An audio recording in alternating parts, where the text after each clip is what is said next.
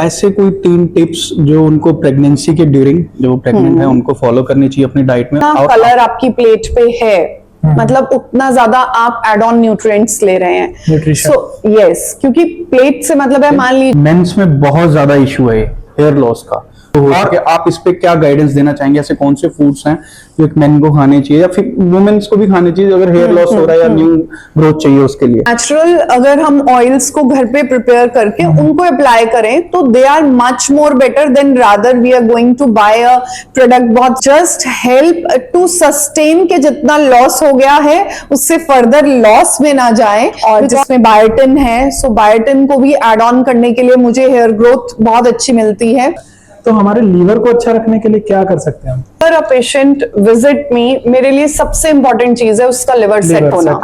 आप कैसे इसका क्योर क्या हो सकता है, इसकी रेमेडीज क्या हो सकती है, कैसे आप अपना डायबिटिक लेवल आप पता कर सकते हैं कि आप किस डायबिटिक लेवल पे हैं, पीक पर हैं, लो पर हैं, अभी आपका सिर्फ डायबिटिक शुरू हुआ है? सो डायबिटीज में मेजर इशू यही है कि पहली बात है कि लोग अफोर्ड नहीं कर सकते, तो उनके लिए अगर आप बताना चाहो कि वो घर पे बना सके उसको, होम रेमेडी ऐसी सो अल्कलाइन वाटर आप बिल्कुल प्योरली घर पे बना सकते हैं। फीमेल्स में बहुत ज्यादा जनरल इशू है कि मदर फीड नहीं करवा पा रहे हैं बिकॉज वो फीड आता ही नहीं है उनको। वो मदर फीड दे भी रहे हैं तो उनका खुद का बॉडी का जो लेवल है ना बहुत लो चला जाता है, एक्टिविटी उतनी नहीं रहती। तो ऐसे कौन कौन से फूड्स हैं जो उनको एक्टिव रखने में हेल्प कर सकते हैं? इनटेक अच्छा है तो बाय डिफॉल्ट मदर का फीड अच्छा आ सकता है। कि हमने देखा है जो 35 साल की एज में, 40 साल की एज, 45 साल की एज में 1 मिनट के अंदर उनको अटैक आ रहा है, साइलेंट अटैक आ रहा है। तो क्या आप बिलीव करते हैं जो उनकी डाइट सिस्टम है, स्मोकिंग है, ड्रिंकिंग है, ये एक बड़ा मेजर रोल इम्पैक्ट कर रहा है उनकी लाइफ में? बिल्कुल ठीक बात आप बोल रहे हैं। और इसका मेजर कारण जो है कुछ ना भी अर्ली स्टेज में बच्चे खाना शुरू नहीं करते हैं, उनको टेस्ट का भी नहीं होता, उनको होता भी नहीं हम खाएं, बट पेरेंट्स उनको फोर्सफुली खिलाते हैं। इज इट राइट कि अगर कहीं बाहर जाना है तो मेरी 10 डब्बियां तैयार होती थी बच्चे को साथ लेके जाने के लिए। सुबह चाय लेना सेहत के लिए अच्छा होता है, क्योंकि हमने कई ऐसा रील्स में देखा, कई ऐसा सुना है कि जो चाय है ना वो हानिकारक होती है हमारी सेहत के लिए। तो इसके ऊपर क्या है आपको? आप अपनी बॉडी को यूज नहीं करोगे ना, तो जैसे कहते हैं ना पड़ी मशीन को जंग लग जाता है, the same we are doing with our muscles. So there are a lot of myths on social media about the sugar, the white sugar and the brown sugar. Misconception है लोगों को कि हनी इज गुड, हनी जो है वो diabetic भी ले सकता है, but this is totally false. जो नहीं जा पाते हैं पर जिनको वेट लूज करना है, अगर आप उनके लिए कुछ बताना चाहें? सबसे पहले हमें खाने के लिए नहीं जीना है, this is very important. So hello guys, मैं उम्मीद करता हूँ आप सब बहुत अच्छे होंगे। स्वागत है आपका हमारे चैनल पे चिट एंड चैट पे।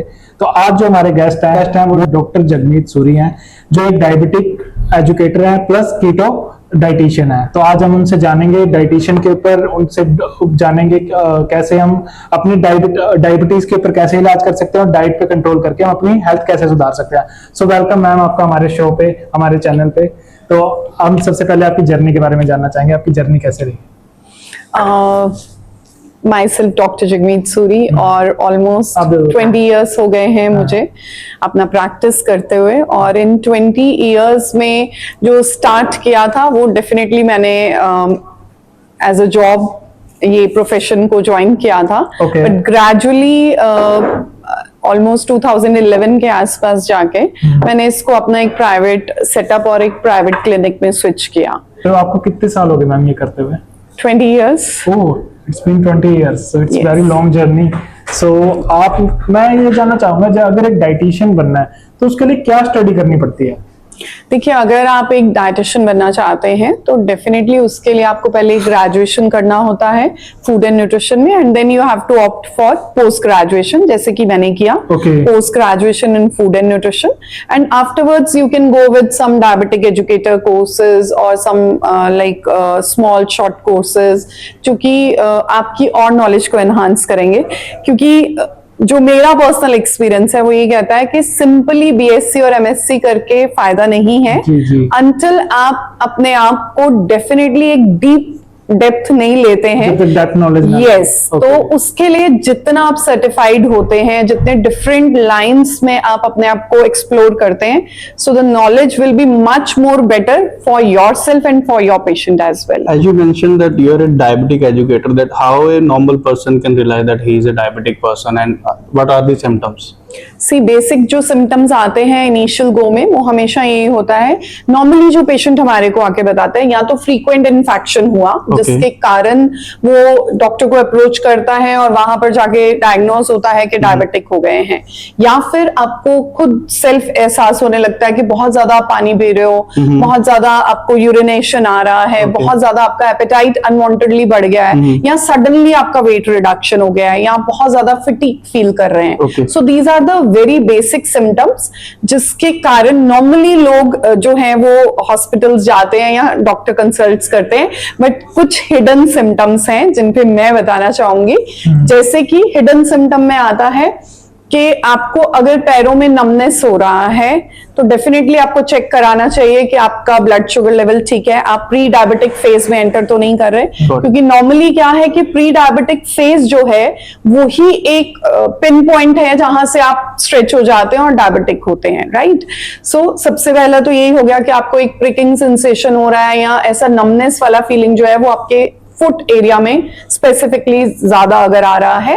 प्लस इसके अलावा अगर मैं बात करूं तो जैसे अगर आपको ऐसा महसूस होता है कि आपकी स्लीप डिस्टर्बेंस हो रही है, या आपको ऐसा फील होता है कि सडनली आपका जो है वो स्वेटिंग बहुत एक्सेसिव अमाउंट में हो रहा है, सो ये ऐसे सिम्टम्स हैं जो बहुत स्टार्ट है। या फिर आपका गट हेल्थ सडनली डिस्टर्बेंस की तरफ जा रहा है, कभी ठीक हो रहा है कभी डिस्टर्ब हो रहा है। सो उन केसेस में जाके भी आपको डेफिनेटली डायबिटीज के लिए चेकअप कराना चाहिए क्योंकि ये बहुत हिडन सिम्टम्स हैं। पहले क्या होता था कि अगर आज से 5-10 साल पहले बात करें ना तो डायबिटिक अगर देखा जाता तो एक ओल्ड एज पर्सन को देखा जाता था कि इसको डायबिटिक है। बिल्कुल। आज के टाइम में देखा जाता है teen age, young age, even 10 साल के 12 साल के बच्चे को भी डायबिटिक के जो है सिम्टम्स आते हैं। सो इसमें आप क्या अपनी राय देना चाहोगे? क्या फूड साइकिल गलत हो गया आज के लोगों का, या उनकी जो हेल्थ एक्टिविटीज हैं वो बहुत कम है इसके कारण जो बहुत छोटी एज में भी डायबिटिक हो रहे हैं? देखिए बहुत छोटी एज में जो बच्चे डायबिटिक हो रहे हैं दे आर टाइप 1 डायबिटिक, ठीक है। सो टाइप 1 का मतलब है कहीं ना कहीं पर पेरेंट्स से आप वो चीज जो है वो अडॉप्ट कर रहे हैं।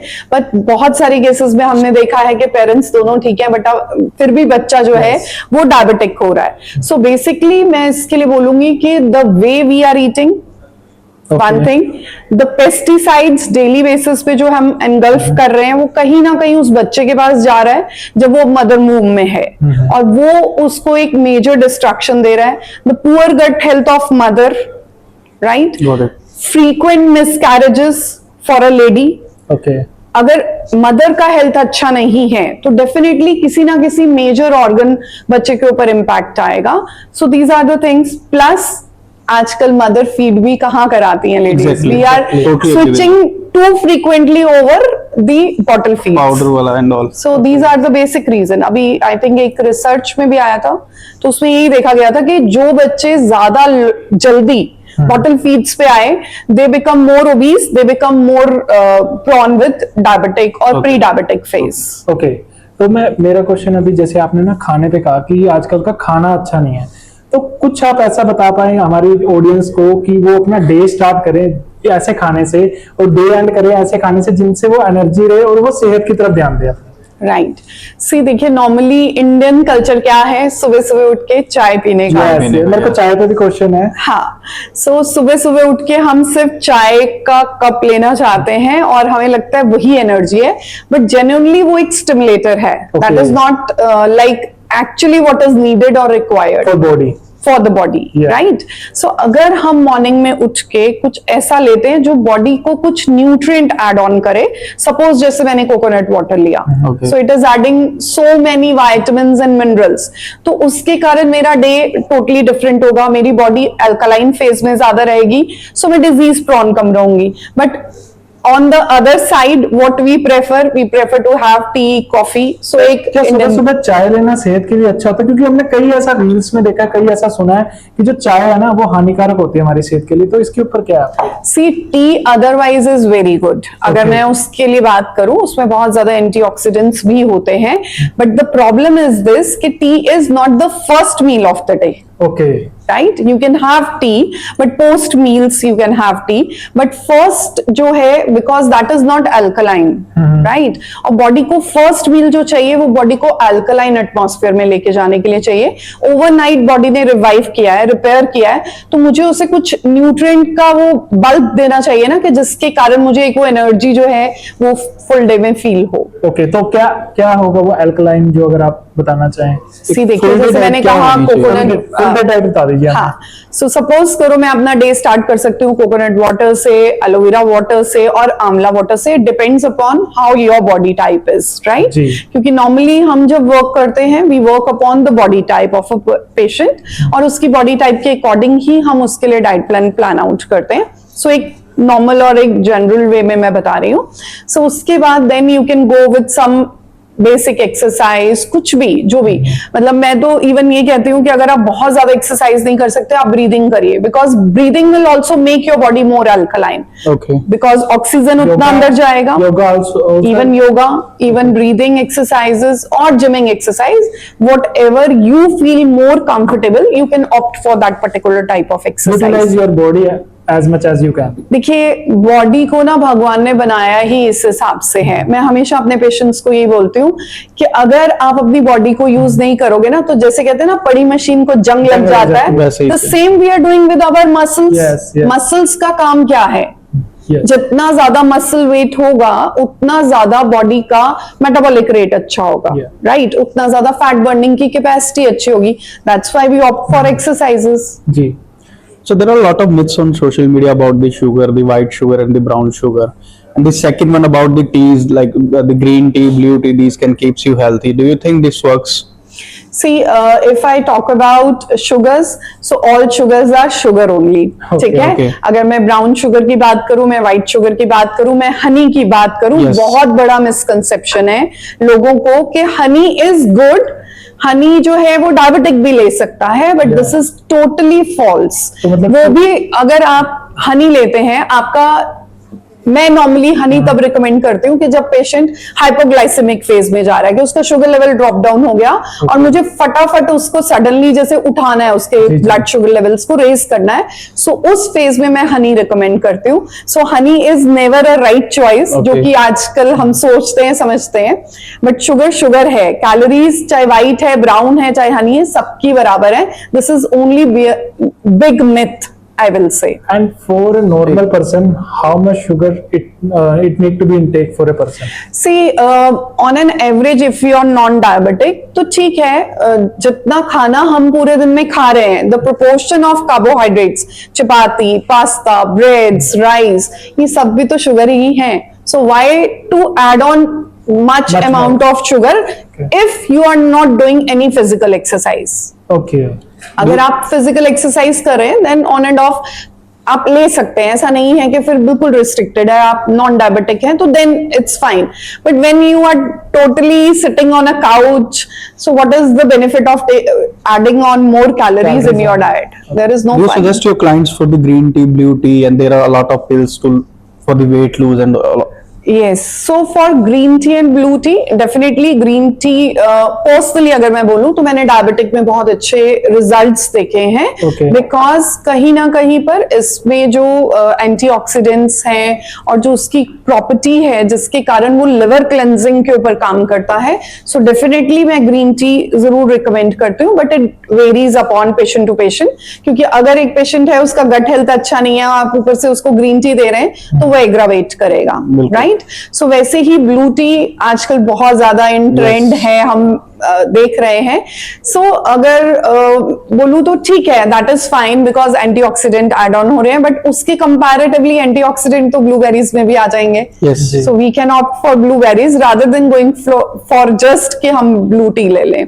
और बाकी पिल्स की जहां पर आपने बात की, I am never in favour of these pills के जो बेसिकली आप सिर्फ इसलिए ले रहे हो क्योंकि आपने वजन कम करना है, राइट? बहुत सारे मार्केट में प्रोडक्ट्स आते हैं जो पिल्स ऐसी हैं जो आपको इनफर्टिलिटी की तरफ भी लेके जा सकती हैं, जो आपके किडनीज को भी स्पॉइल कर सकती है। एंड वी हैव पेशेंट्स कि मेरे पास पेशेंट जब आते हैं तो मेरा फर्स्ट क्राइटेरिया होता है सारे ब्लड टेस्ट कराओ, मैं सो एंड सो सप्लीमेंट ले लूं ma'am, no, first I need your blood test, then we have to switch for कि हम कुछ भी रिकमेंडेशन उसके बाद देंगे. I am not against any vitamin और मिनरल्स और सप्लीमेंटेशन, बट एटलीस्ट आपकी बॉडी को पता तो होना चाहिए आपको किस चीज की जरूरत है. मेरा Exactly. इसी पे क्वेश्चन है आपकी पिल्स और सप्लीमेंट्स में. हमने कई देखा अभी जो यूथ है ना जिम की तरफ जा रही है, वो सप्लीमेंट्स पहले लेती है rather than ऑर्गेनिक और न्यूट्रिशन फूड की बजाय वो सप्लीमेंट्स की तरफ जाती है. तो अगर आप उनको कुछ गाइड करना चाहो, आप सप्लीमेंट्स को छोड़ के आप न्यूट्रिशन की तरफ जा सकते हो, जो वेज में भी हो, मतलब वेज में बता दीजिए आप कि जो ये न्यूट्रिशन दे सकते हैं आपकी बॉडी को, उसमें अगर आप बता. सी देखिए, स्प्राउट्स जो हैं ये सबसे under estimated form of protein है ना. और अगर मैं इसमें विटामिन और मिनरल्स की बात करूं तो इसमें विटामिन बी की जो पोटेंसी है वो आपके नॉर्मल किसी भी दाल या किसी भी वेजिटेबल से डबल है, ओके. क्योंकि they are in a plant form जो अभी स्प्राउटिंग फॉर्म में है. तो जैसे हम कहते हैं ना कि लाइक बच्चा अभी थोड़ा ग्रो कर रहा है तो उसमें कितना ज्यादा न्यूट्रिएंट रहेगा, तो सेम वे उस समय वो एक प्लांट फॉर्म में है और मैक्सिमम न्यूट्रिएंट उसके अंदर आया हुआ है. तो डेफिनेटली उसमें विटामिन सी बहुत अच्छा है, उसमें विटामिन बी बहुत अच्छा है, उसमें मिनरल्स बहुत अच्छे हैं, और प्रोटीन तो डेफिनेटली वो एक अच्छा सोर्स है ही है, बट हमेशा अंडर एस्टिमेट रहता है. आई डोंट नो व्हाई लोग उसको ज्यादा प्रेफर नहीं करते, बट हाँ उसकी चार्ट्स बना के या रैप्स बना के या स्टफ्ड रोटी की फॉर्म में अगर आप ब्रेकफास्ट में रखें तो I think that is a filling meal for a longer time duration. Even pregnancy के ड्यूरेशन में अगर कोई मेरे पास पेशेंट आता है तो मैं एक मील स्प्राउट्स का जरूर ऐड ऑन करती हूँ. Okay. So like there are अभी यूथ है ना, जैसे ब्रदर ने बोला कि बहुत ज्यादा जिम एंड ऑल में, तो वहां ट्रेनर्स बोलते हैं कि आपको ना खाना छोड़ना पड़ेगा वेट लूज करने के लिए. सबसे पहले तो gym trainers are not the dieticians. Sorry to say, they are also certified. No, there is a lot of difference. I Okay. will explain you. I know this is a very big like So question we for would like to hear that conflict. first, that what kind हाँ, of explanation see, you have. समझिए, being the nutritionist मैंने एक चीज की depth बढ़ी है. मुझे पता है लिवर कहाँ है, मुझे पता है लिवर की प्रोडक्शन क्या है, मुझे पता है किडनी क्या काम कर रही है, कितना किडनी को क्या रिक्वायरमेंट है. But being a gym trainer आपको फिजिकली मसल्स के बारे में ज्यादा पता है, मसल कौन सा अच्छा. अब मैं अगर डाइटिशियन हूं तो मैं अपने पेशेंट को एक्सरसाइज के लिए सिर्फ गाइडेंस दे सकती हूँ, बट मैं बोलूं कि मैं उसको एक अच्छे तरीके से प्रॉपर तरीके से ट्रीट करवा सकती हूँ, that is not possible. First point. Second point, medical history check किए बगैर यस हम कैसे किसी को रिकमेंडेशन दे सकते हैं, और nobody in the gym advise for anything like that. So how can we prescribe के they can prescribe the diet chart. आप जितनी मर्जी सर्टिफिकेशन ले लीजिए, जब तक आपने ह्यूमन बॉडी के बारे में पढ़ा ही नहीं, जहां पर इतनी मसल्स हैं, इतनी वेसल्स हैं, इतना ज्यादा नर्व्स हैं, तो हम डैमेज ही तो करेंगे ना. वो इंस्टेंट वेट लॉस और इंस्टेंट रिजल्ट्स का तो कोई फायदा नहीं है. आई थिंक वो इसीलिए पिल्स और सप्लीमेंट्स देते हैं एडिशन में. मेरा क्वेश्चन यही था कि जैसे कुछ जिम ट्रेनर्स बोल देते हैं आप खाना छोड़ दीजिए, कुछ बोलते हैं खाना छोड़ने से कुछ नहीं होगा, आपको अपनी डाइट में कुछ ऐड ऑन करना चाहिए. तो आप इस पे क्या अपने थॉट्स रखना चाहेंगे, क्या घर का खाना छोड़ना चाहिए या नहीं? सी एज पर मी घर का खाना तो कभी भी नहीं छोड़ना चाहिए. That is the best. में कार्ब्स होती है एंड ऑल, सो ऐसे बोलते हैं. कार्ब किस में नहीं होती है, सब में कार्ब्स होती है. कैलोरीज डिफाइन कर देते हैं कि इतनी कैलोरीज आपने लेनी है दिन में, या तो आपको एक सुबह का खाना छोड़ना पड़ता है, रात का खाना छोड़ना पड़ता है, ऐसे कुछ डिसाइड करते हैं वो डाइट चार्ट. सी मैं फिर वही एक्सप्लेन करूंगी. When a dietician plan a diet chart, so we need to calculate the whole day. Calculate in the whole day is never with the calculation of calories. Okay. Right? It is the calculation for the protein, the carbohydrates and the fats which is actually needed or required by a person. है ना. आपको कितनी carb की जरूरत है वो आपकी body type, आपका एज, आपका सब कुछ बताएगा, आपका फिजिकल एक्टिविटी बताएगा. ठीक है ना. आप बहुत ज्यादा फिजिकली एक्टिव हैं तो डेफिनेटली आपको ज्यादा कार्ब्स चाहिए, बट अगर आप सेडेंटरी लाइफस्टाइल में हैं तो डेफिनेटली आपको थोड़े लो कार्ब्स चाहिए. बट ऐसा नहीं है कि हमें कार्ब फ्री डाइट चाहिए, Okay. बिकॉज बॉडी का जो इंस्टेंट सोर्स ऑफ एनर्जी है दैट इज कार्बोहाइड्रेट. तो कार्बोहाइड्रेट रिक्वायर्ड है, but we have to switch from like मैं कह सकती हूँ इंस्टेंट कार्ब से कॉम्प्लेक्स की तरफ जाना चाहिए, which is better choice. Okay. तो आप अगर जो ये तो हो गया जो जिम जा रहे हैं, जो नहीं जा पाते हैं पर जिनको वेट लूज करना है, अगर आप उनके लिए कुछ बताना चाहें। लाइक कॉर्पोरेट एम्प्लॉयज या कोई हाउसवाइफ्स भी होती है जिनको अपना वेट लूज करना है बट वो किसी नहीं एक्सरसाइज नहीं कर पा रहे हैं या जिम नहीं जा पा रहे हैं, तो अगर आप उनके लिए कोई डाइट चार्ट बताना चाहें कि आप पूरे दिन में ये फॉलो कर सकते हैं, सुबह ये खा सकते हैं, दोपहर को ये, रात को ये, तो आप और साथ में अगर आप एक्सरसाइज ऐड ऑन करें तो। सी देखिए, फॉर एनी पर्टिकुलर पेशेंट अगर मेरे को डाइट चार्ट प्लान करना नॉर्मली तो ठीक है, हमारा एक प्रोटोकॉल है उसके अकॉर्डिंग चलते हैं, बट मैं सही मायने में आपको दो चीजें बताती हूँ जो बहुत इंपॉर्टेंट है।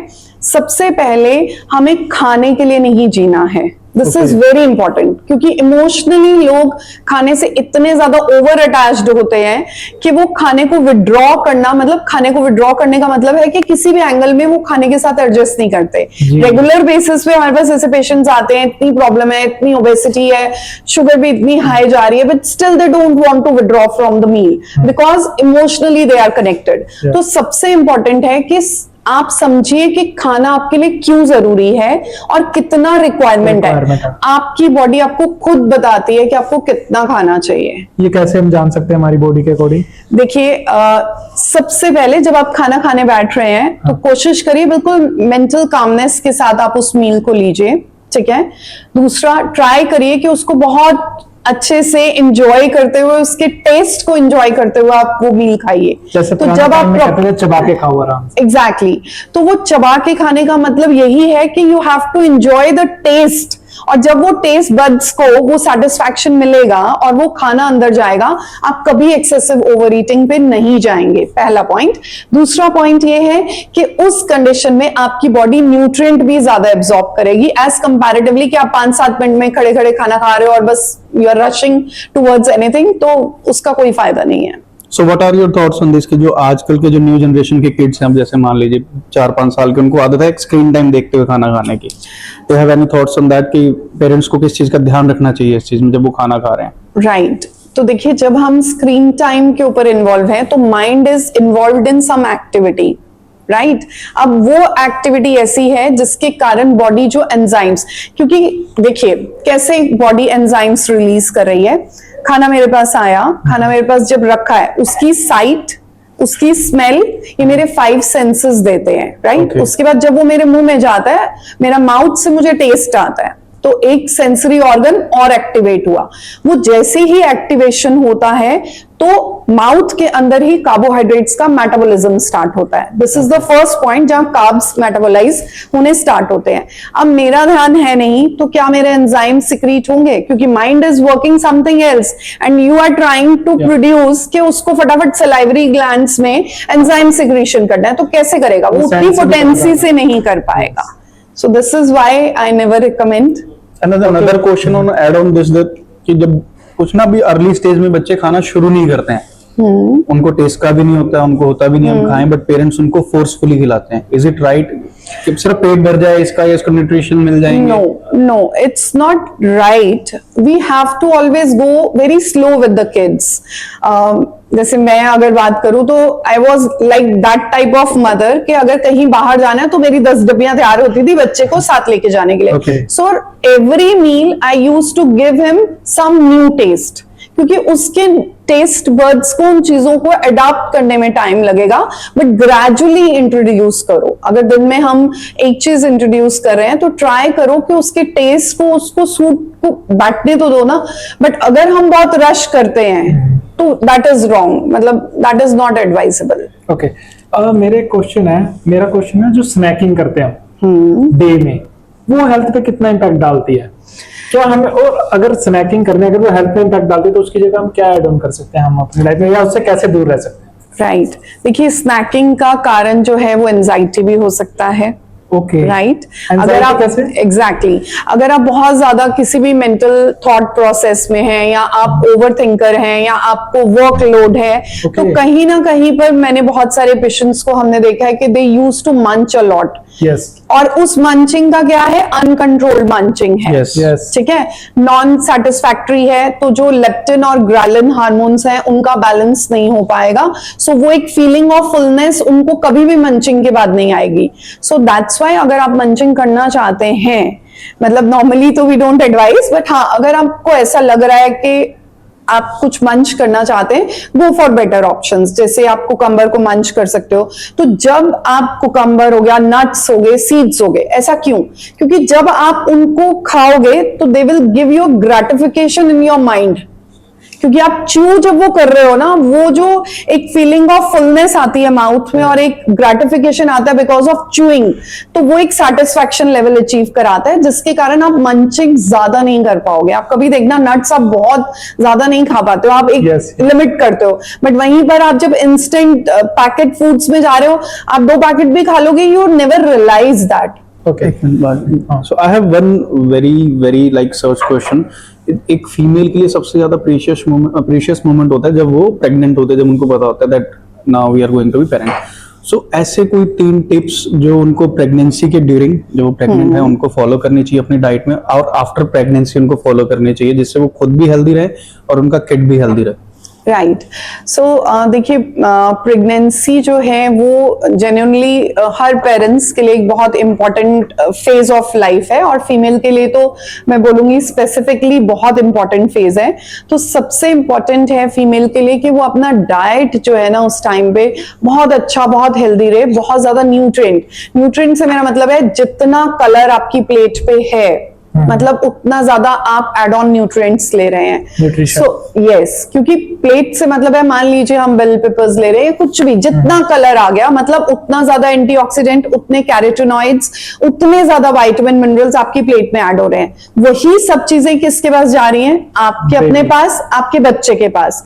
उसका न्यूट्रिशन लेवल कितना अच्छा होगा, और उतना ज्यादा वो बच्चा आने वाले टाइम में डिजीज से दूर रह पाएगा। सो मदर का डाइट उस समय बहुत इंपॉर्टेंट है। सो जस्ट कि हम सिर्फ टेस्ट बड्स के लिए, ठीक है, I know during pregnancy there is lot of cravings for different food, but ठीक है, वो एक आध बार क्रेविंग के लिए we can eat, but rest of the time we have to try कि जितना हम न्यूट्रिएंट ऐड कर सके ना अपनी डाइट में, that is the best way. Any 3 foods जो ड्यूरिंग प्रेगनेंसी, जैसे मैंने कहा कि मैं स्प्राउट्स तो one of my favourite thing कि जिसको जरूर ऐड करना चाहिए पेरेंट्स, मतलब मदर को, plus nuts and seeds, because उसमें भी बहुत, वो कहते हैं ना, कंपैक्ट अमाउंट में आपको बहुत ज्यादा न्यूट्रिएंट मिल रहा है, एंड कोकोनट वाटर।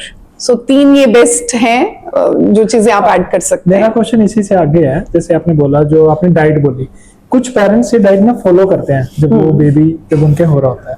तो मेरा क्वेश्चन ये है, जो पहले की जो जनरेशन थी वो काफी हेल्दी है, तो अब की जनरेशन में ऐसा क्या है कि वो हेल्दी नहीं है इतना? देखिए अभी जैसे मैंने कहा कि मदर का डाइट बहुत इंपॉर्टेंस रखता है, ठीक है। अब मैं अभी रिसेंटली एक लाइक रिसर्च आर्टिकल पढ़ रही थी, और उस रिसर्च आर्टिकल में ये दिया हुआ था कि जो हमारी सॉइल है, वो सॉइल ही आजकल मिनरल जो है वो डेफिसिट हो चुकी है। अब वो मिनरल जब हमारी सॉइल में नहीं है, तो हमारी वेजिटेबल्स, हमारे प्लांट्स, हमारे फूड सोर्स में वो हमारे पास एड ऑन नहीं हो रहा। मिनरल सॉइल के ऊपर बताओगे वो क्या होता है थोड़ा सा? देखिए मिनरल्स के लिए अगर मैं बात करूं तो जैसे जिंक है, सेलेनियम है, ये बहुत स्मॉल अमाउंट में हमें, जिसे हम खाद्य पदार्थ कह सकते हैं, सो वो बेसिकली हमारी सॉइल में प्रेजेंट होते थे। प्लांट बेस्ड फूड नहीं ले रहे अभी हम? नहीं, it's not about the plant based food, it's about कि देखिए जो दालें आ रही हैं, they are source of plant. अगर मैं वेजिटेबल्स की बात करूं, they are source of plant. उग कहाँ रहा है? मिट्टी में ना, बट वो मिट्टी ही डेफिसिट है, क्योंकि मिट्टी में इतना स्प्रे है। पहले क्या होता था, एक फर्टिलाइजेशन होती थी, फिर एक पीरियड ऑफ गैप दिया जाता था। वो गैप क्यों दिया जाता था? कि हमारी सॉइल रिवाइव कर सके अपने न्यूट्रिएंट्स को, है ना, जिसमें बहुत सारे वर्म्स आते थे और बहुत सारी ऐसी चीजें होती थी कि जो जिसके कारण जो है वो सॉइल वापस अपने आप को रिवाइव कर पाती थी। अब क्या है, जो पानी हमारे घरों से निकल के जा रहा है, केमिकल। जो हमारा खाना है स्प्रेस के साथ आ रहा है, केमिकल। सो उतना केमिकल हम डेली बेसिस पे अंदर लेके जा रहे हैं, और वो केमिकल हमारा लिवर डेली बेसिस पे डिटॉक्स कर रहा है। तो आप सोचो हम कितना लोड दे रहे हैं। So how can we remain healthy? Okay, so मेरा इसी से थोड़ा सा कंटिन्यू करना चाहूंगा। मेरे ख्याल से जब हम कोई भी चीज खाते हैं, चाहे हम जंक फूड खा रहे हैं, चाहे हेल्दी फूड खा रहे हैं, वो हमारे लीवर पे इम्पैक्ट करता है। तो हमारे लीवर को अच्छा रखने के लिए क्या कर सकते हैं हम? क्या कौन सी डाइट या उसको फॉलो कर सकते हैं हम? मेरे लिए बहुत इंपॉर्टेंट टॉपिक है, क्योंकि whenever a patient visit me, मेरे लिए सबसे इंपॉर्टेंट चीज है उसका लिवर सेट Liver होना। set, yes. क्योंकि एक गाड़ी का इंजन जो है ना, Yes. उसमें कचरा नहीं आना चाहिए, क्योंकि उसमें कचरा आ गया तो बीमारी मतलब लगेगी ही लगेगी। The same part is with liver, क्योंकि जितना मेटाबॉलिज्म हो रहा है, प्रोटीन, फैट्स, इमिनो एसिड्स, और अगर हम बात करें कि विटामिन्स, मिनरल्स, और जो टॉक्सिक चीजें भी हम ले रहे हैं, जो मेडिसिन भी हम ले रहे हैं, उसको कौन क्लीन आउट कर रहा है, कौन डिटॉक्स कर रहा है, that is only liver. Yes. और हम लिवर के ऊपर तो इंपॉर्टेंस दे ही नहीं रहे। Yes, yes. अगर हम आयुर्वेदा को भी, जैसे मेरा इंटरेस्ट रहता है और मैं पेशेंट्स को कुछ हर्ब्स भी जैसे गाइड करती हूँ, तो उसमें मेरा हमेशा फोकस होता है कि liver is very important. So liver detox करना हमारे लिए सबसे इंपॉर्टेंट है। जैसे कि फैटी लिवर कितने लोगों को है? There are a lot of person who are doing drinks on weekends and they have the fatty liver issue. So how they can detoxify the liver? बिल्कुल। अब देखिए, अगर मैं बात करूं कि fatty liver, nobody give importance to fatty liver, but fatty liver is the first stage for diabetes, Okay. right? Cholesterol disturbance, right? और hypertension, क्योंकि उसी ने तो सब मेटाबोलाइज करना है, बट उसी को तो आप काम नहीं करने दे रहे, उसमें तो आप सिर्फ कचरा डाल रहे हैं, तो वो कचरा ही फिर बाहर निकल रहा है। तो उसको कैसे स्टेबलाइज किया जा सकता है? देखिए, लिवर को डिटॉक्स करने का सबसे अच्छा और सबसे सेफेस्ट जो ड्रिंक है वो 2 ड्रिंक्स हैं, एक आंवला and second is green tea with lemon. Okay. So there are a lot of rumors on social media about the alkaline water, black water and the mineral water. So आप अब क्या suggest करते हो? इन सब में है, इन मिनरल्स है, इनमें फर्क है या डेफिनेटली ऐसा नहीं है कि इनमें जो है वो मिनरल्स नहीं है या they are not better, because जिस स्पीड पे कैंसर केसेस बढ़ रहे हैं, सो डेफिनेटली अल्कलाइन वाटर हमें रिक्वायर्ड है। बट सिंपली आप कैसे कह सकते हो कि सिर्फ पानी अल्कलाइन पी के आप सारे दिन की डाइट को अल्कलाइन कर सकते हैं? बिकॉज जो भी बॉडी एसिडिक की तरफ जाएगा वो डिजीज लेके ही आएगा। वो किसी भी टाइप का डिजीज हो सकता है, पीसीओडी हो सकता है, इवन कैंसर तक हो सकता है, राइट?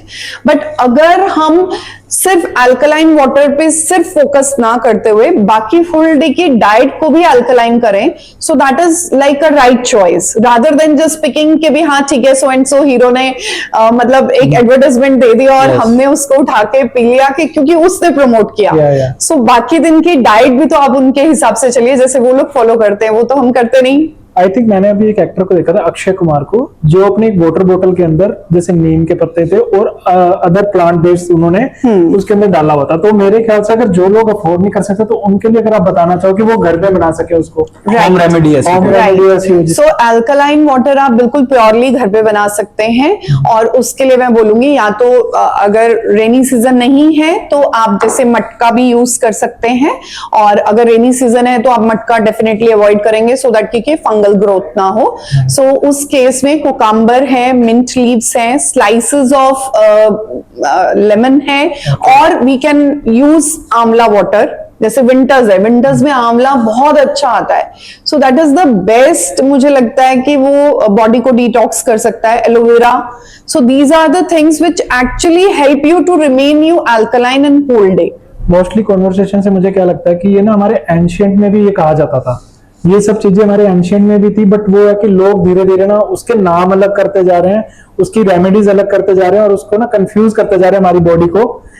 वो कहते हैं ना, आंवले दा स्याने दा क्या ते आंवले दा खादा बाद इस पता चलता है, ये वो वाली बात है। ओके, सो आप कोई अपनी एक स्टोरी शेयर आप करना चाहोगे अपने पेशेंट की, जो वर्स्ट केस सिनेरियो रहा हो आपके लिए और आपने उसको फिट किया हो, just because we want to show this to our audience कि आप अपनी डाइट पे कंट्रोल करके आप अपनी बॉडी पे कंट्रोल कर सकते हो, हेल्दी रह सकते हो। कोई ऐसा वर्स्ट केस सिनेरियो जो आपने मेरे पास एक दिल्ली से क्लाइंट आए थे, she like consulted me because of somebody's reference. Okay, ठीक है, क्योंकि वो जो somebody थे उनको भी बहुत ज्यादा मेजर इश्यूज थे, गट रिलेटेड इश्यूज थे, सो उनकी रेफरेंस से वो क्लाइंट मेरे पास आए and she is very high profiled, job पे थे हैं मतलब करंटली भी। सो उनका जो जब मेरे पास उनकी रिपोर्ट्स आई तो she was suffering with H pylori, तो ये एक तरीके का इन्फेक्शन होता है जो स्टमक में हो जाता है, और वो जब रिपोर्ट्स मेरे पास आई so she used to puke मतलब आप कुछ भी अच्छे से डाइजेस्ट नहीं कर सकते हो अगर आपकी बॉडी में बहुत ज्यादा एच पाइलोरी इन्फेक्शन बढ़ जाए, और एच पाइलोरी इन्फेक्शन ही आगे चल के कैंसर को कन्वर्ट कर सकता है, स्टमक कैंसर का मेजर कॉज है वो। ओके। तो वो पेशेंट में I have seen a lot of difference, क्योंकि एक मेरे लिए जो सबसे ज्यादा प्रॉब्लम थी, टूरिंग जॉब था, ट्रेवल बहुत ज्यादा था, और क्योंकि कॉर्पोरेट हाई प्रोफाइल पे हो तो आपकी पार्टीज, लेट नाइट ड्रिंक्स, सब कुछ था। सो उस पेशेंट को हमने कंप्लीटली बेटर किया कैसे? Without any medication, only and only with diet plans. Okay. So ma'am आजकल ना फीमेल्स में जो मेजर इशू है वो है पीसीओडी एंड पीसीओएस का। इसके बारे में ना तो कोई बात करता है, और मैंने आज जो मेजरली देखा है कि डॉक्टर्स भी इसके लिए मेडिसिन रेकमेंड्स करते हैं इंस्टेड ऑफ डाइट। तो आपको लगता है कि डाइट से ठीक हो सकता है? बिल्कुल हो सकता है पीसीओएस और पीसीओडी। बेसिकली पीसीओएस और पीसीओडी जो है वो एक तरीके का बॉडी में हार्मोन्स का डिस्टर्बेंस हो रहा है। बट वो हार्मोन्स का डिस्टर्बेंस क्यों हो रहा है? बिकॉज बॉडी इंसुलिन रेजिस्टेंट हो रही है। जब बॉडी इंसुलिन रेजिस्टेंट होगी तो डेफिनेटली उस फेज में जाके आप पीसीओडी या पीसीओएस के अंडर इफेक्टेड होंगे। So PCOS is basically a syndrome. Syndrome मतलब कि जब आपको 2-3 प्रॉब्लम्स इकट्ठी हो गई, जैसे कि आपका पीरियड्स मिस होना, आपके ओवरीज में फॉलिकल्स बन जाने, सिस्ट बन जाना, प्लस उसके अलावा आप प्री डायबिटिक फेज में एंटर हो रहे हैं, आपका लिपिड प्रोफाइल डिस्टर्बेंस हो रहा है। सो ये सारे वो फेज हैं जो पीसीओएस है। PCOD is like the initial phase जहां पर कि अभी सिस्ट फॉर्मेशन स्टार्ट हुआ, आपके पीरियड्स इरेगुलर होने शुरू हुए, आपके फेस पे थोड़े थोड़े एक्ने स्टार्ट हुए।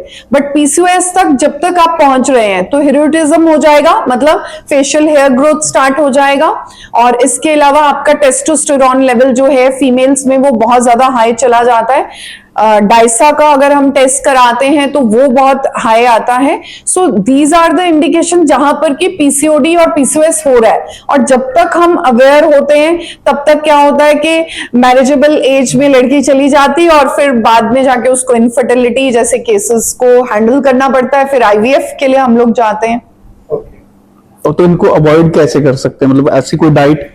बिल्कुल, अगर आप पीसीओडी और पीसीओएस में डाइट्स के लिए जाना चाहते हैं तो सबसे इंपॉर्टेंट जो चीज है, एक तो सीड साइकिल है, जिसके बारे में हम जानते हैं कि फर्स्ट 14 डेज में हमें जो है वो पंपकिन सीड्स और कॉम्बिनेशन ऑफ हमारा सेसमे सीड्स कंज्यूम करना चाहिए।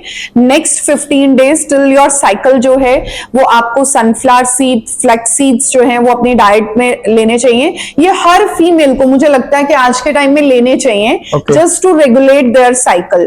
इसके साथ में ड्यूरिंग द टाइम ऑफ के जब आप पीरियड्स के ड्यूरेशन में जा रहे हैं तो आपको मैग्नीशियम का बहुत रिक्वायरमेंट होता है। तो इवन मतलब डार्क चॉकलेट्स की तरफ भी आप जा सकते हैं, या कोको पाउडर को मिल्क में डाल के आप उसको कंज्यूम कर सकते हैं, टर्मरिक मिल्क, केसर डाल के इनको आप यूज कर सकते हैं।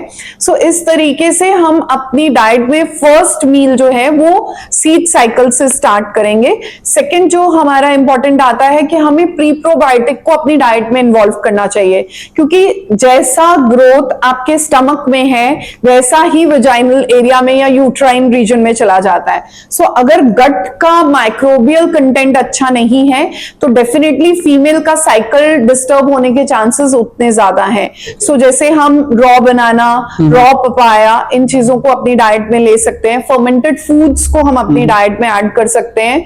हम कर्ड को अपनी डाइट में ऐड कर सकते हैं, because these are the good sources जो बैक्टीरियल ग्रोथ को रिवाइव करने में हेल्प करेंगे, और उतना ज्यादा बॉडी का इंटरनल सिस्टम अच्छा होगा। और नेक्स्ट, जैसे मैंने पहले भी कहा था, बॉडी को अल्कलाइन रखने की बहुत जरूरत है। सो कोकोनट वाटर या फिर एलोवेरा वाटर, या फिर हम इन्फ्यूज्ड पान एंड करी लीव्स वाटर को अपनी डाइट में इन्वॉल्व कर सकते हैं। सो ये चीजें हमारी बॉडी को अल्कलाइन रखने में हेल्प करेंगे, और जितना हम अल्कलाइन रहेंगे उतना बैक्टीरियल ग्रोथ अच्छा होगा, उतना इंसुलिन रेजिस्टेंस की तरफ भी हम कम जाएंगे। Plus good source of fats, जैसे कि मैंने कहा देसी घी, कोकोनट ऑयल, वॉलनट्स, आमंड्स, इन सब चीजों को हम अपनी डाइट में रख सकते हैं। And last is the protein. आपकी डाइट का प्रोटीन सोर्स बहुत अच्छा होना चाहिए, और उसको इन्वॉल्व करने के लिए फिर वही बोलूंगी, तीनों मील्स में प्रोटीन लो। एक मील में प्रोटीन इज नॉट सफिशिएंट। जब आपकी तीनों मील्स में प्रोटीन होगा, एक तो ग्लाइसेमिक लोड नहीं बढ़ेगा, इंसुलिन रेजिस्टेंस को आप अवॉइड कर पाओगे, उसके साथ साथ आपका मील प्रोपोर्शन बेटर रहेगा, खाना जो आप खाओगे लॉन्गर ड्यूरेशन में आपकी स्टमक में स्टे करेगा, ग्रेजुअली डाइजेस्ट होगा एज कंपैरेटिवली जब आप इंस्टेंट फूड्स को कंज्यूम करते हो, मैगी हो गए, नूडल्स हो गए, या कोई भी पिज्जा बर्गर हो गए, ये इंस्टेंटली जा रहे हैं। सो ये इंसुलिन रेजिस्टेंस की तरफ आपको पुश करें। सो अगर आप इस तरीके से डाइट को बैलेंस करते हैं तो डेफिनेटली ये चीजें आपको बहुत फायदा करेंगी। What are the foods which female should follow during the period cycle, कि जब जिससे कि एक तो पेन ना हो उनको, हाँ। और जैसे देखा जाता है कि ब्लड फ्लो बहुत ज्यादा होता है, तो आप क्या डाइट रेकमेंड करना चाहोगे? ड्यूरिंग पीरियड्स के लिए जैसे मैंने कहा, magnesium is one of the essential mineral जो कि रिक्वायर्ड रहता है। सो डार्क चॉकलेट्स हो गए, या हम कह रहे हैं कि कोको मिल्क जो है, that we can go for. और मैग्नीशियम के लिए जैसे मैंने कहा कि हमें सीड साइकिल भी चलाना चाहिए।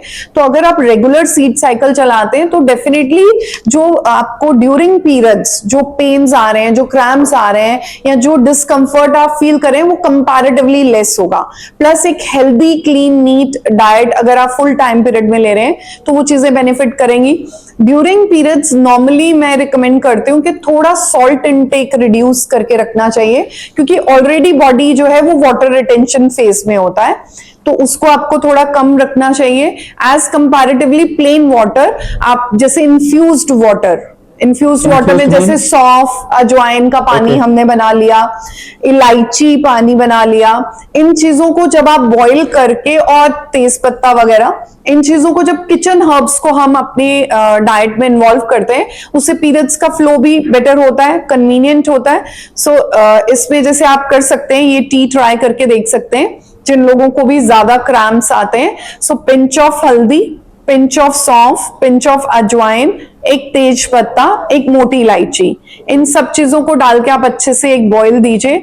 बॉईल देने के बाद इसको छान के, और इसमें आप लेमन स्क्वीज कीजिए, और इसको सिप सिप करके आप पी सकते हैं। और आप चाहें तो इसमें कड़ी पत्ता भी ऐड कर सकते हैं, which will help to give you more relief from your period pains और पीरियड डिस्कम्फर्ट। तो बहुत general issue, I think this will help a lot of womens. तो मैम मेरा एक क्वेश्चन है कि जो आजकल में हमने देखा है कि जो यूथ है ना, वो नॉनवेज बहुत खाता है एज कंपेयर टू न्यूट्रिशन के लिए, कि वो जाता है कि उसमें न्यूट्रिशन प्रोटीन बहुत है, बट हमें लगता है कि वेज के अंदर ज्यादा, मतलब एक प्रोटीन या न्यूट्रिशन के नाम पे ना वो नॉनवेज खा रहा है। तो आपको क्या लगता है कि वेज के अंदर इतने न्यूट्रिशन और प्रोटीन्स नहीं है, या है? एक माइंडसेट ऐसा दिया जा रहा है कि नॉन-वेज में ज्यादा प्रोटीन है, या पता नहीं है कुछ लोगों को यहाँ की यही इनटेक करे, उससे ज्यादा प्रोटीन, उससे ज्यादा हेल्थ बन सकती है। देखिए, ऐसा है कि अगर मैं नॉन वेजिटेरियन फूड की बात करूं, डेफिनेटली बहुत लोग नॉन वेजिटेरियन फूड को ज्यादा प्रेफर करते हैं for the protein source, but genuinely ऐसा नहीं है कि जो हम वेजिटेरियन सोर्सेज की बात करें उनमें प्रोटीन नहीं है।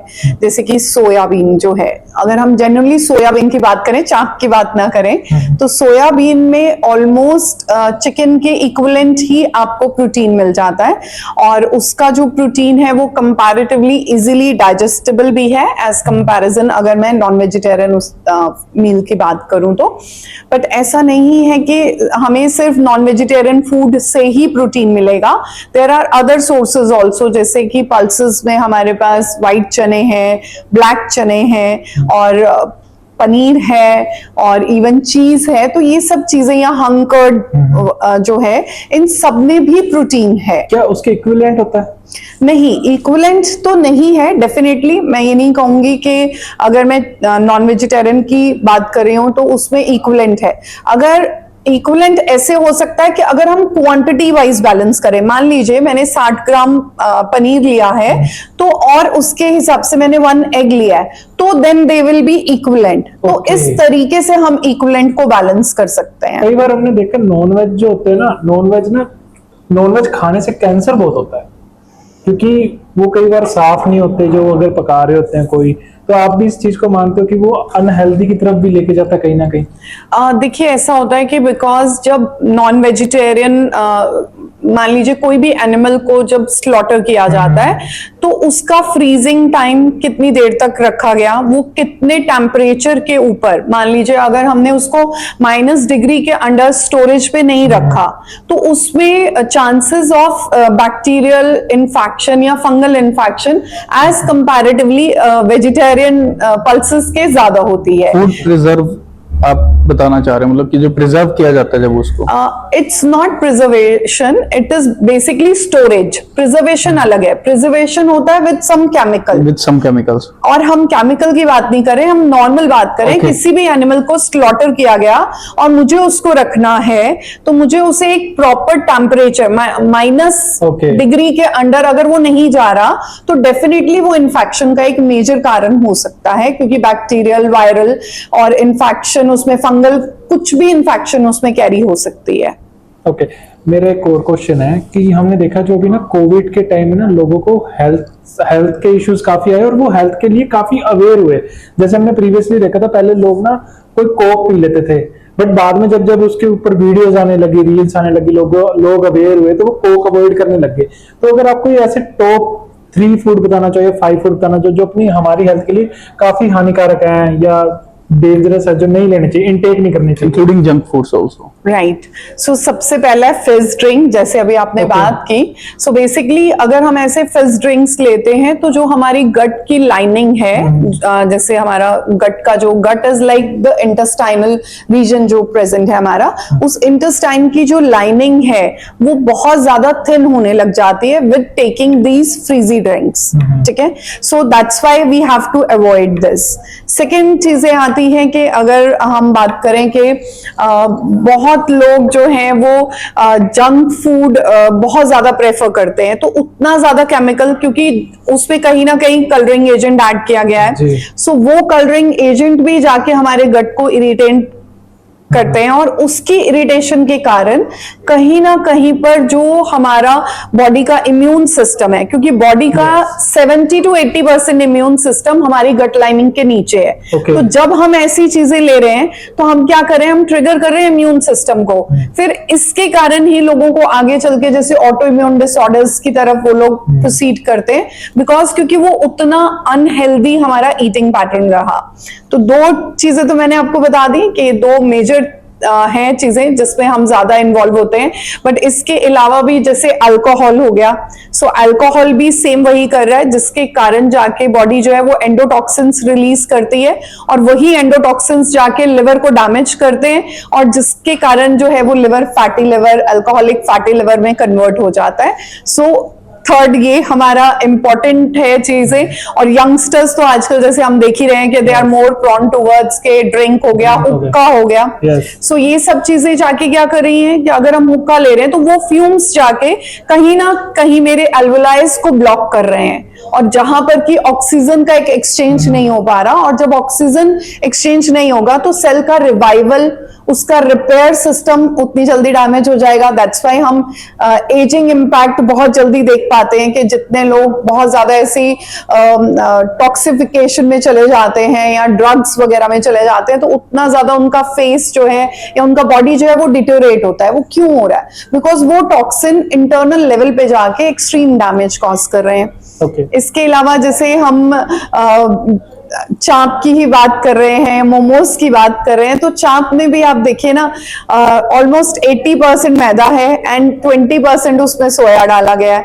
But we are eating those things. और वो जनरली अगर आप जाके देखें तो डीप फ्रीजर में कितने टाइम से रखी हुई है, फिर आप उसको बाहर निकाल रहे हो, उसमें बैक्टीरियल ग्रोथ होगा, वही बैक्टीरियल ग्रोथ के साथ आप उसको कंज्यूम कर रहे हो, तो जो आपके हेल्दी गट माइक्रोबायोम्स हैं उनको आप डिस्ट्रॉय कर रहे हो। और वो हेल्दी माइक्रोम्स जिन्होंने आपकी हेल्थ को अच्छा रखना है, आपके वाइटामिन्स मिनरल्स की एब्जॉर्प्शन को एनहांस करना है, आप उनको तो खुद ही खत्म करते जा रहे हैं इन सब चीजों के कारण। कैन वी लाइक इसको हम इसके साथ जोड़ सकते हैं कि जैसे अभी हमने अपनी लाइफ इजी करने के लिए ना हम बहुत सारी ऐप से प्रिजर्व फूड मंगा लेते हैं। हाँ जी। सो आप इस चीज को मानते हो they are healthy for us? नहीं, बिल्कुल भी हेल्दी नहीं है। देखिए, प्रिजर्वेटिव फूड्स जो एक्चुअली इंट्रोड्यूस हुए थे वो ऐसे पीक एरियाज में हुए थे जहां पर इजीली खाना आपको नहीं मिल सकता। -डिग्री पे लोग रहते हैं वहां पे। Station हो गई। हाँ, वहां पे पॉसिबिलिटी नहीं है कि आप उतना सारा सामान डेली बेसिस पे लेके जा सके और स्टोर। तो दैट्स व्हाई वो स्टोरेज का प्रोसेस वहां से स्टार्ट हुआ। बट उस स्टोरेज के बाद हमने क्या किया, उसको रूटीन बना लिया। अब एक चीज 1 महीने से एक पैकेट में पड़ी है, तो उसमें सबसे पहले तो वो पैकेट का माइक्रोप्लास्टिक आ रहा है, और वो माइक्रोप्लास्टिक जाके आपके इंटरनल सिस्टम को खराब कर रहा है, और फिर हम पूछ रहे हैं कि इनफर्टिलिटी क्यों हो रही है, राइट? सो ये सब चीजें हर चीज को अंदर जाके ट्रिगर कर रही हैं।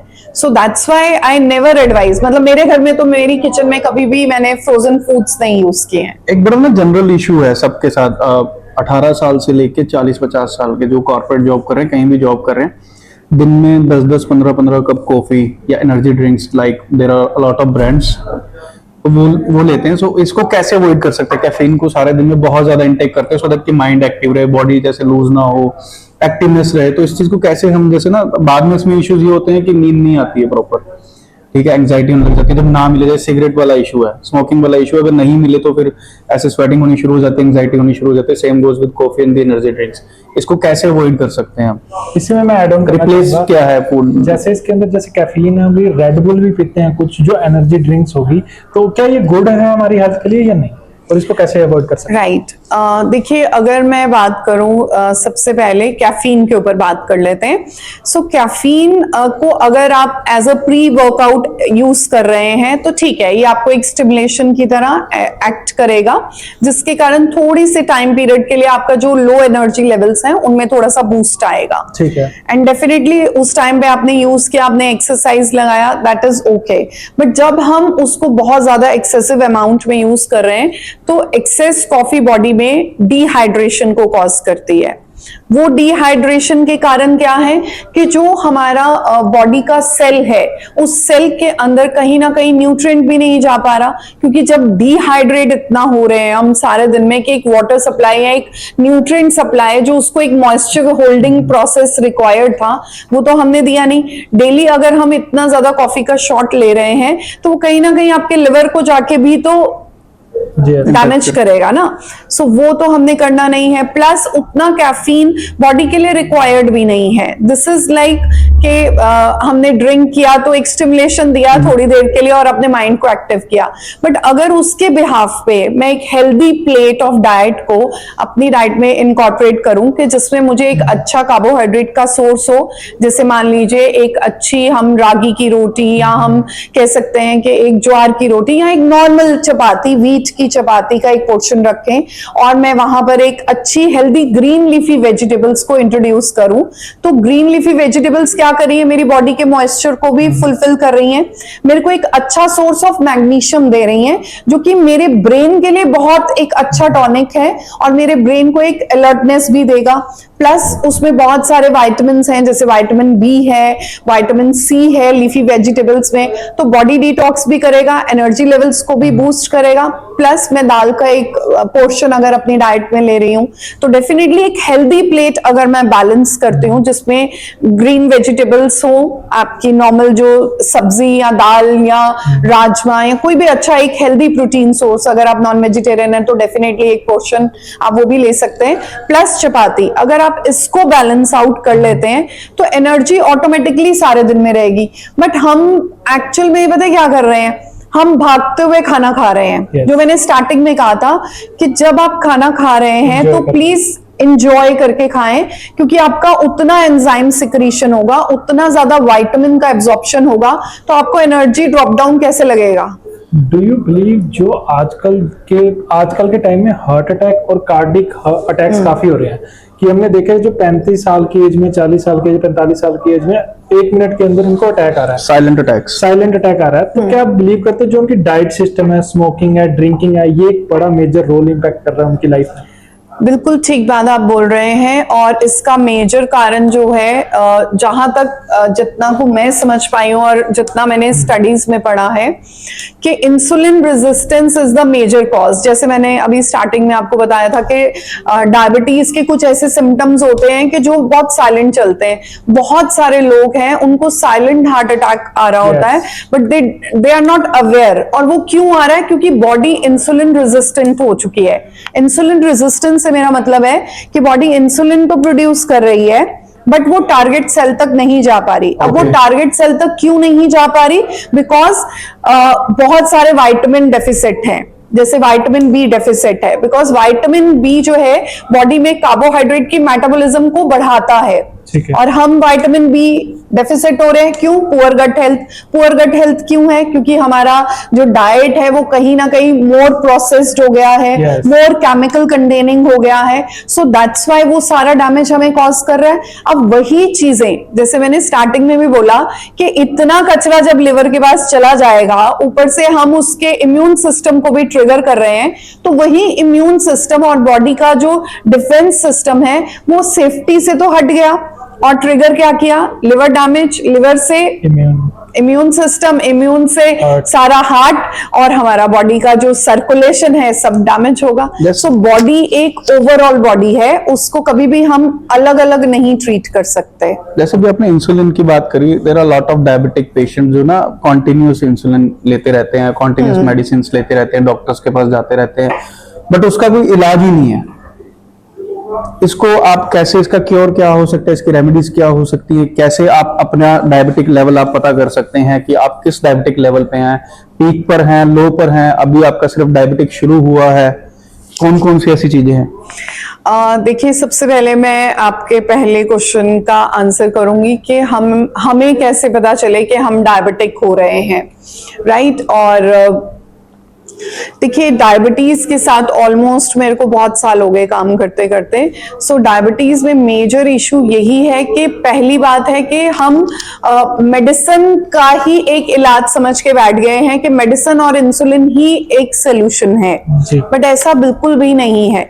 जैसे हमारे पास बहुत सारे ऐसे पेशेंट्स आते हैं कि जिनकी इतनी गट हेल्थ डिस्टर्ब होती है, अगर हम उसकी गट हेल्थ पे काम करना शुरू करते हैं, उसका इंसुलिन का जो रेजिस्टेंस फेज है वो बेटर होना शुरू होता है। सो बेसिकली जब मैं पेशेंट ले रही हूँ डायबिटीज के लिए, मैं 4 पिलर्स पे काम कर रही हूँ।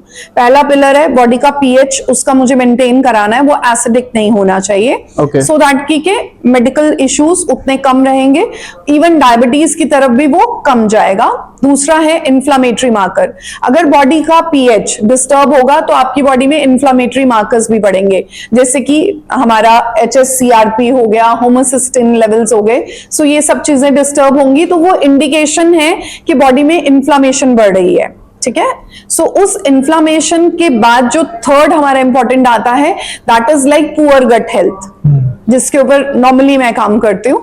तो ये जो 4 पिलर्स हैं ये बहुत इंपॉर्टेंट है। अगर पुअर गट हेल्थ होगा तो फिर वही बोलूंगी, बॉडी का इम्यून सिस्टम डैमेज होगा, और इम्यून सिस्टम डैमेज होगा तो बाय डिफॉल्ट वो आपके लिवर को डैमेज करेगा ही करेगा। वो एंडोटॉक्सिन्स इतने रिलीज करेगा कि लिवर जो है वो अपना एक नॉर्मल काम करता हुआ लिवर भी अपने आप को काम नहीं कर पाएगा, बिकॉज वो डैमेज जा रहा है, राइट? उसके बाद अगर गुड बैक्टीरिया का ग्रोथ नहीं है तो हमारे विटामिन्स मिनरल्स हमेशा डेफिसिट रहेंगे, क्योंकि जो बॉडी है वो सेल्फ विटामिन्स मिनरल्स को बनाती है। तो हमें बाहर से तभी सप्लीमेंट लेने की जरूरत पड़ती है, क्योंकि बॉडी जब उसको एक नेचुरल प्रोसेस से नहीं बना पा रही। क्यों नहीं बना पा रही? क्योंकि पुअर गट हेल्थ है, और गट हेल्थ को एनहांस करने के लिए हमें विटामिन्स और मिनरल्स को लेने के कंपैरेटिवली ऐसे फूड्स लेने चाहिए कि जो गुड बैक्टीरिया की ग्रोथ को एनहांस करें। और लास्ट जो हमारा पॉइंट है वो हमेशा कि लिवर डिटॉक्स जरूर करके रखिए। जितना आप लिवर डिटॉक्स करेंगे उतना आप कम डायबिटीज की तरफ प्रोन होंगे। सो ये 4 पिलर्स को हर इंसान को, चाहे वो डायबिटिक है या वो नहीं होना चाहता, तो इन 4 पिलर्स को मेंटेन करना बहुत जरूरी है। एक और ना बड़ा जनरल इशू है आजकल फीमेल्स में बहुत ज्यादा जनरल इशू है कि मदर फीड नहीं करवा पा रहे हैं, बिकॉज वो फीड आता ही नहीं है उनको। ऐसा कोई फूड जो फीड इंक्रीज करने में with in their body help करे, और जैसे कि वो पाउडर वाला मिल्क अपने बच्चों को देते हैं तो विच इज नॉट हेल्दी, वो तो उस पे बॉक्स पे भी लिखा होता है कि वो हेल्दी नहीं है, उसको कैसे रिप्लेस कर सकते हैं कि अपना, जैसे वो अगर वो मदर फीड दे भी रहे हैं तो उनका खुद का बॉडी का जो लेवल है ना बहुत लो चला जाता है, एक्टिविटी उतनी नहीं रहती। तो ऐसे कौन कौन से फूड्स हैं जो उनको एक्टिव रखने में हेल्प कर सकते हैं और विद इन देयर बॉडी जो है उनमें फीड इंक्रीज कर सकता है? राइट, देखिए फीड इंक्रीज करने का सबसे पहला और सबसे इंपॉर्टेंट चीज है हाइड्रेशन। Okay. सो अगर हमारा वाटर इनटेक अच्छा है तो बाय डिफॉल्ट मदर का फीड अच्छा आ सकता है, ठीक है, इसमें कोई सेकंड ओपिनियन नहीं है। और नॉर्मली ये हमने देखा भी है, हमने करवाया भी है कि अगर आपका हाइड्रेशन प्रोसेस अच्छा है तो डेफिनेटली आपका जो मदर फीड है वो बहुत अच्छा आएगा। सेकंड जो इम्पोर्टेंट है दैट इज बेसिकली, जैसे हम कहते हैं मिल्क का इंटेक। अब बहुत सारे लोगों को आजकल मिथ हो गया, that's why they are not taking milk as well, but milk again is very much essential for the mother, specifically अगर वो बच्चे को फीड कर रही है, क्योंकि जो मिल्क वो कंज्यूम कर रही है वो कहीं ना कहीं हमारी बॉडी में मिल्क प्रोडक्शन को भी एनहांस कर रहा है, राइट? और उसके थ्रू जब मदर फीड के थ्रू बच्चे को न्यूट्रिशन जाएगा तो उसकी बॉडी में इम्यूनोग्लोबिन्स डेवलप होंगे, उसकी बॉडी में हम कह सकते हैं कि उसके विटामिन्स और मिनरल्स बनेंगे। बॉडी का डिफेंस मैकेनिज्म उस फेज में बन रहा होता है बच्चे का, जब मदर बच्चे को फीड करा रही है।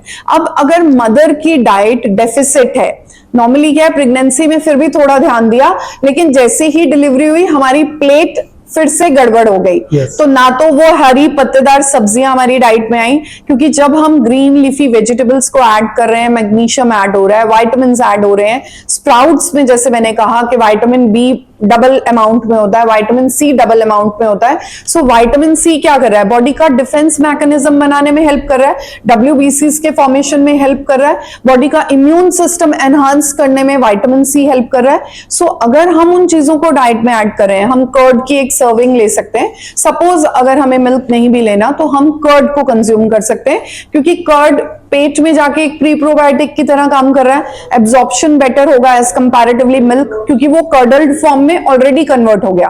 तो बॉडी का वो जो प्रोसेस है मिल्क को ब्रेक डाउन करके कर्ड बनाने का, वो हमने उसको इंस्टेंटली प्रोवाइड करा दिया। सो उसमें अगर मैं मान लीजिए जैसे कुकम्बर या घिया वगैरह जब हम ऐड कर लेते हैं तो क्या है, वो एक वाटर कंटेंट भी ऐड कर रहा है, वो न्यूट्रिएंट कंटेंट भी ऐड कर रहा है। सो वो एक अच्छा हेल्दी सोर्स हो जाता है गट माइक्रोबायोम के लिए।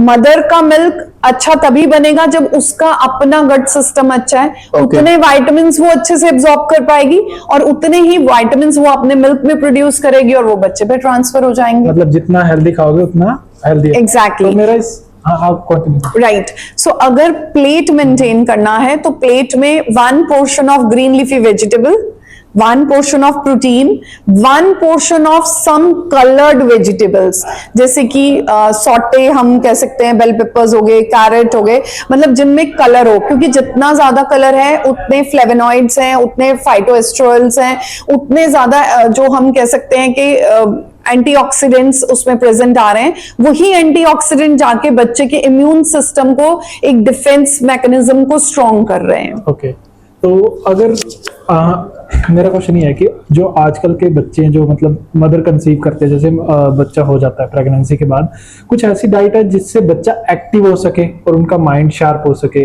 या वो और एक्टिवनेस? इसी में ऐड कर देता हूँ, जैसे कि बोला जाता है कि सर्टेन एज होती है बच्चे के ब्रेन डेवलप होने की जब वो पैदा होता है, टिल 5 इयर्स। हाँ, टिल 5 इयर्स। उसमें ऐसे कौन से फूड उसकी प्लेट में होने चाहिए जिससे उसका ब्रेन एक्टिव हो, हाइट अच्छी रहे, मतलब ओवरऑल हेल्दी? मैं हेल्दी फूड्स तो बताऊंगी, बट पहले मैं वो चीजें बताऊंगी जो प्लेट में बिल्कुल नहीं होनी चाहिए। सो सबसे पहली चीज है कि शुगर नहीं होनी चाहिए बच्चे की डाइट में। आप रीजन होता है कि हमने देखा कि जो 1 साल तक बच्चे को शुगर और नमक नहीं देते हम।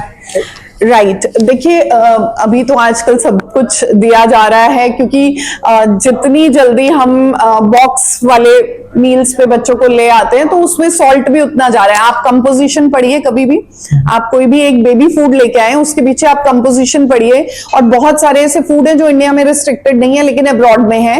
रीजन बीइंग बिकॉज उसमें बहुत हाई कंटेंट ऑफ शुगर जो है वो एड ऑन होता है। चाहे वो मैनिपुलेटिव नेम में प्रेजेंट हो, जैसे डायरेक्ट शुगर नहीं है तो वो मान लीजिए आप उसमें कोई कॉर्न सिरप या कुछ किसी फॉर्म में होगा वो। यस, तो Honey अलग dog. फॉर्म में, हाँ जी, उसमें ऐड किया गया है, सो विच इज नॉट गुड। तो होम बेस्ड अगर डाइट हम बच्चों को देते हैं, so that is more important rather than कि हम स्टार्टिंग में ही बच्चे को, देखिए जब बच्चा डेवलप कर रहा है उस फेज में क्या है, उसका बॉडी का सारा सिस्टम अभी बहुत हम कह सकते हैं New कि नॉट एग्जैक्टली, अगर मैं इसको बोलूं तो अभी बहुत ज्यादा वो ग्रोइंग फेज में है, वो सेल नए डेवलप हो रहे हैं, सो उनका एब्जॉर्प्शन का जो प्रोसेस है वो एक कंपैरेटिवली एल्डर पर्सन कम होता है, ठीक है। अब उसमें अगर मैं टॉक्सिक लोड ज्यादा दे रही हूँ, उनको बहुत ज्यादा मीठा, तो रेजिस्टेंस तो मैं वहीं से बनानी शुरू कर दी ना, कि बॉडी को उतना हाई शुगर कंटेंट देना शुरू कर दिया।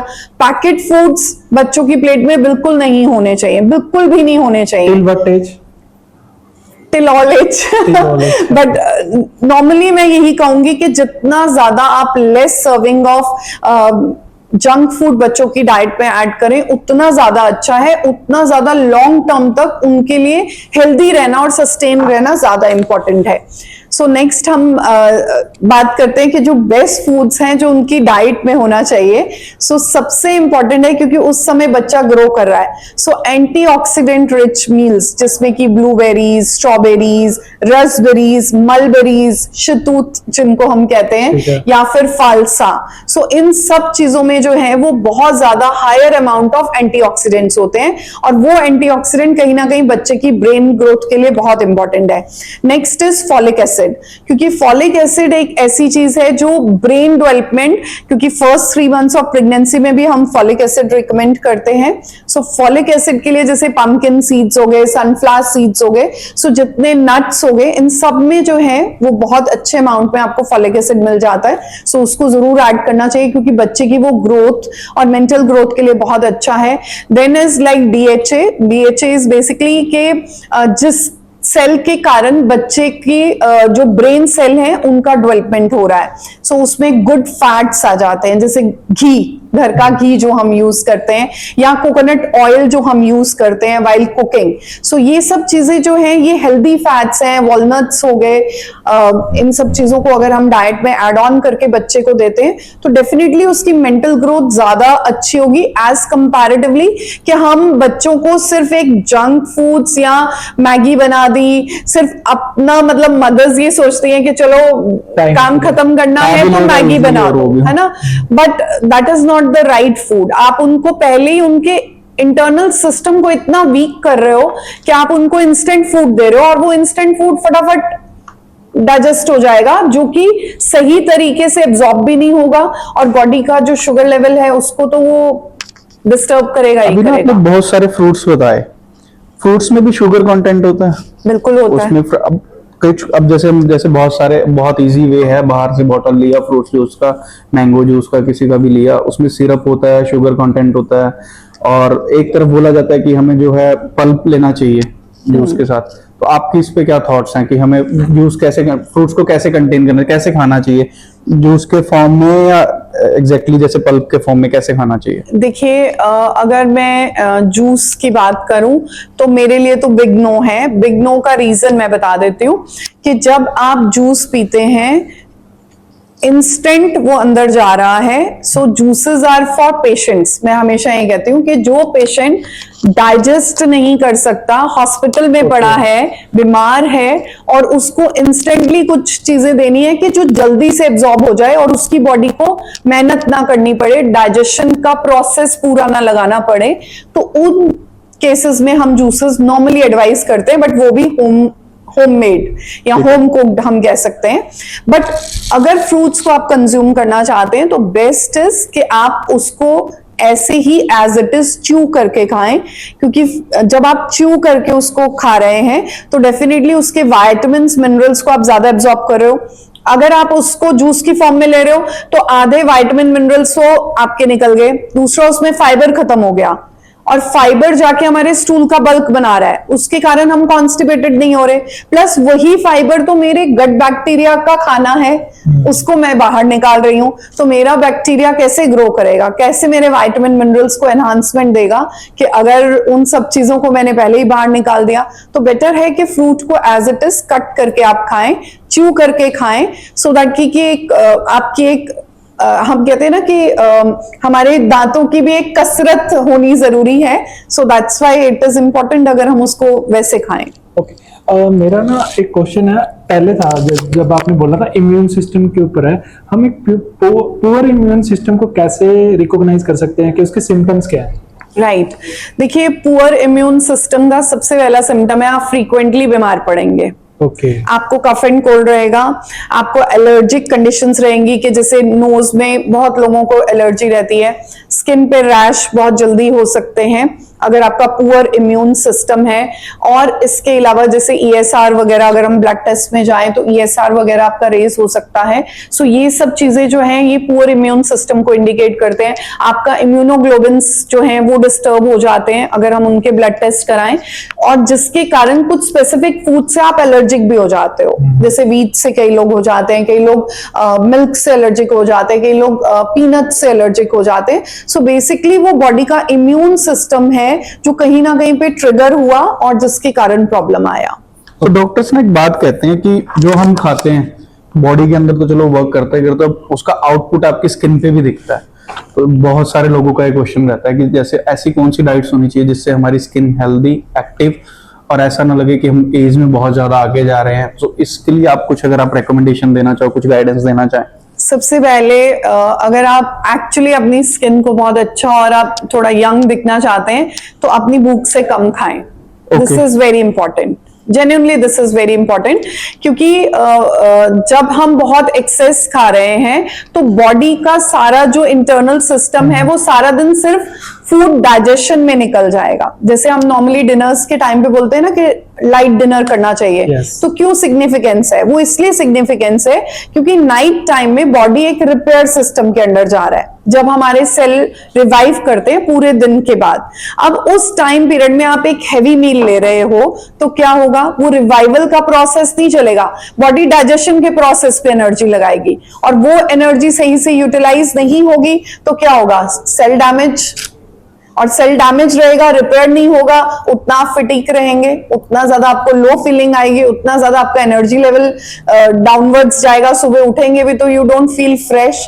तो वो बॉडी को रिपेयर का टाइम दीजिए, वो रिपेयर इज वेरी इंपॉर्टेंट। इसीलिए सबसे इंपॉर्टेंट है कि सबसे पहले आप अपनी भूख से कम खाएं। Plus desi ghee is one of the best food जिसको अपनी डाइट में जरूर इन्वॉल्व करके आपको रखना चाहिए, बिकॉज ये आपके स्किन रिवाइवल के लिए, आपके इसमें विटामिन ए है, इसमें विटामिन डी प्रेजेंट है और विटामिन ई प्रेजेंट है। और ये सब चीजें, विटामिन ई जो है वो एक बहुत बड़ा एंटीऑक्सीडेंट है जो कि हमारे बॉडी का जो रिपेयर सिस्टम है या जो एंटी एजिंग वाला इंपैक्ट है उसको स्लो डाउन करने में हेल्प आउट करता है। सो इसीलिए विटामिन ई, ए, डी सारे विटामिन उसमें प्रेजेंट हैं। So ghee is one of the best thing जिसको हमें डाइट में जरूर लेना चाहिए अगर हम young for the longer time period रहना चाहते हैं। Next are the leafy vegetables, sprouts, क्योंकि लीफी वेजिटेबल्स में बहुत सारे विटामिन्स हैं और मैग्नीशियम है, और मैग्नीशियम जो है वो बॉडी को रिपेयर करने में, बॉडी का जो हम कह सकते हैं कि इंटरनल कोई भी मेटाबॉलिज्म अगर बॉडी में हो रही है, फैट को अगर मेटाबोलाइज करना है, प्रोटीन को करना है, सबसे एसेंशियल जो पहली चीज रिक्वायर्ड है बॉडी को वो मैग्नीशियम होती है। जब मैं मेटाबॉलिज्म्स के बारे में जैसे स्टूडेंट्स को बोलती हूँ तो हमेशा मैं उनको ये कहती हूँ कि इसीलिए इंपॉर्टेंट है क्योंकि पहला जो कन्वर्जन है ना, ग्लूकोज का जो ब्रेकडाउन हो रहा है बॉडी में, उसमें सबसे पहला न्यूट्रिएंट जो रिक्वायर्ड है वो मैग्नीशियम है। तो मैग्नीशियम हमारी डाइट में बहुत एसेंशियली रोल प्ले करता है, जिसके लिए लीफी वेजिटेबल्स हो गए और पंपकिन सीड्स हो गए, नट्स हो गए, इनको हमें डाइट में जरूर इन्वॉल्व करना चाहिए। So these are the best foods के जिनको हम डाइट में ले सकते हैं। प्लस इसके बाद आता है प्रोटीन। सो हमारी डाइट में अगर हम अच्छे अमीनो एसिड्स ले रहे हैं, बॉडी का एक छोटा सा सेल भी है ना वो भी प्रोटीन से बना है, विदाउट प्रोटीन कोई भी बॉडी का सेल नहीं बना है। सो उसके रिपेयर के लिए मुझे सबसे इंपॉर्टेंट क्या है कि मुझे प्रोटीन रिच डाइट लेना है। एक अच्छा सोर्स ऑफ प्रोटीन होना चाहिए, चाहे वो वेजिटेरियन हो चाहे वो नॉन वेजिटेरियन हो, बट मेरी प्लेट में हर मील पे ब्रेकफास्ट, लंच एंड डिनर, जब मैं डाइट प्लान आउट करती हूँ मैं हमेशा कोशिश ये करती हूँ कि मेरी तीनों मील्स पे पेशेंट को मैं प्रोटीन जरूर दूं, किसी भी फॉर्म में, दाल चीला की फॉर्म में हो गया, स्प्राउट्स की फॉर्म में हो गया, या फिर पनीर सैंडविच की फॉर्म में हो गया, या पनीर स्टफ चपाती की फॉर्म में हो गया, या मटर पनीर की सब्जी हो गई, या दालें हो गई, या डोसा हो गया, या इडली हो गई, स्प्राउट्स हो गए। सो ये सब चीजें प्रोटीन का सोर्स ऐड ऑन करते हैं और ये सभी चीजें असेंशियल हैं बॉडी को रिपेयर सिस्टम को बूस्ट करने के लिए। मेरा ना लास्ट क्वेश्चन है आपसे। मेंस में बहुत ज्यादा इशू है हेयर लॉस का, और इसमें सबसे ज्यादा प्रॉब्लम क्या है? There are a lot of, जैसे कि ऑयल्स एंड ऑयल की ब्रांडिंग होती रहती है, आप ये ऑयल लगाएं इससे आपको हेयर आ जाएंगे, बट आज तक हमने ये नहीं देखा कि कोई फूड के बारे में बताए कि आप ये ऑर्गेनिक फूड खाएं जिससे आपके जो विटामिन की कमी है, जो भी कमी है आपके, जिससे आपके हेयर्स आ सके और आप दोबारा आपके हेयर्स न्यू ग्रो हो सके। आप इस पे क्या गाइडेंस देना चाहेंगे? ऐसे कौन से फूड्स हैं जो एक मेन को खाने चाहिए या फिर वुमेन्स को भी खाने चाहिए अगर हेयर लॉस हो रहा है या न्यू ग्रोथ चाहिए उसके लिए?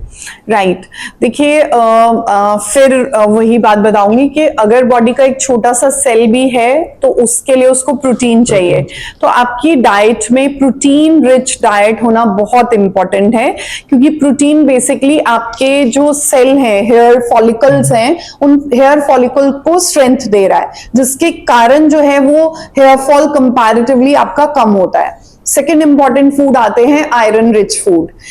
अगर हम आयरन डेफिसिट हो रहे हैं, हमारा हेयर थिनिंग ज्यादा होगा एज कंपैरेटिवली कि हम किसी और चीज की अगर बात करें। सो आपकी डाइट में अगर आपको आयरन फुलफिल करना है तो जैसे मूंग की दाल is good source, rongi is very good source, और इसके अलावा लोटस स्टेम जिसको हम भे की सब्जी भी कहते हैं, so these are very good sources कि जिनको हम अगर डाइट में इन्वॉल्व करते हैं तो ये एक अच्छा सोर्स ऑफ आयरन रहता है, जिसके कारण हमारा हेयर जो है उसकी हम कह सकते हैं लॉन्गेविटी बेटर रह सकती है।